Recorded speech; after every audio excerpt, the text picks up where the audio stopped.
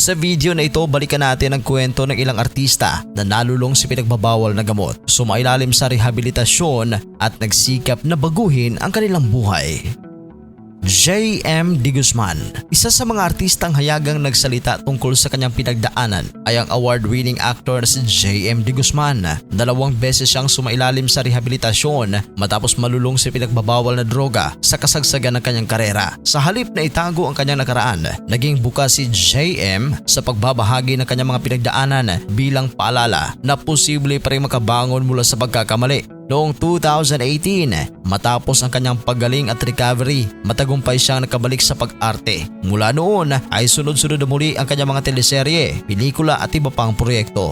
Hanggang ngayon, patuloy siyang nagsisilbing inspirasyon sa mga taong dumaraan sa parehong laban.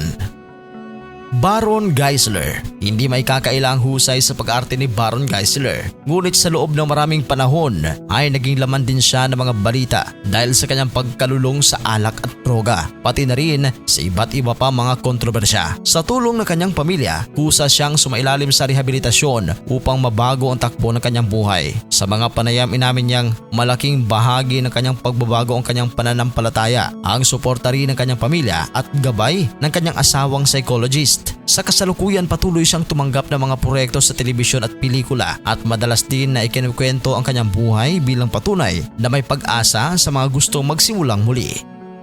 Jiro Manyo. Isa si Jiro Manyo sa pinakasikat at pinakahinahangaang child actor ng kanyang henerasyon. Nakilala siya sa award-winning film na Magnifico kung saan ipinamalas niya ang pambihirang husay sa pag-arte sa murang edad.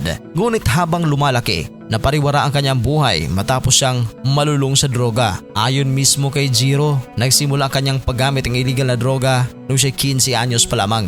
Namataan din siya noon at trending sa social media na makita sa naiya na wala sa katinuan na nooy anya high siya sa illegal na droga. Inamin niya rin na 6 na beses siyang pumasok sa iba't ibang mga rehabilitation center bago tuluyang nagbago ang buhay. Sa halip na bumalik sa showbiz, pinili niyang maglingkod sa iba. Ngayon, nagtatrabaho siya bilang co-facilitator o counselor sa isang rehabilitation center na kaakibat ng Department of Health o DOH, kung saan ginamit niya ang sarili niyang karanasan upang gabayan at bigyan ng pag-asa ang mga taong nais ding makabangon mula sa adiksyon.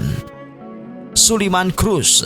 Bago naging isa sa pinakarespetadong character actor sa industriya, dumaan din si Suleiman Cruz sa isang napakahirap na yugto ng kanyang buhay. Dahil sa pagkalulong sa illegal na droga, umabot siya sa puntong naging palaboy sa lansangan at nawala ng direksyon sa buhay. May mga panahon nakikita siyang nagsasalita ng mag-isa at tila wala sa tamang pag-iisip. Ilang beses din siyang dumaan o sumailalim sa rehabilitasyon bago niya natagpuan ang programang tunay na nakatulong sa kanyang tuluyang pagaling. Sa paglipas ng panahon, nananatili siyang sober at drug-free. Ngayon, isa na siya sa mga pinakarespetadong aktor sa independent films at mainstream projects, hindi lamang sa Pilipinas kundi maging sa ilang international film productions.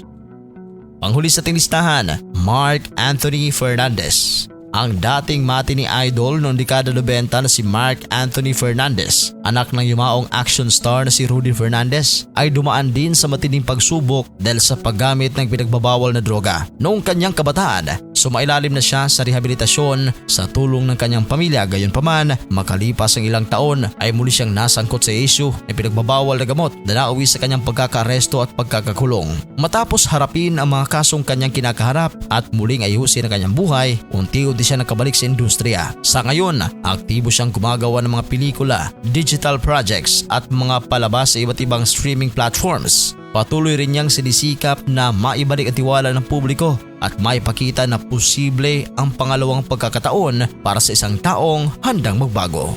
Anong reaksyon ninyo dito sa ating video sa mga artista na dumaan sa rehabilitasyon dahil sa pagka-addict sa pinagbabawal na gamot? I-comment yan sa ating comment section. At sa mga hindi pa nakapag-subscribe, huwag kalimutan na mag-subscribe sa Showbiz Caster. Maraming salamat po.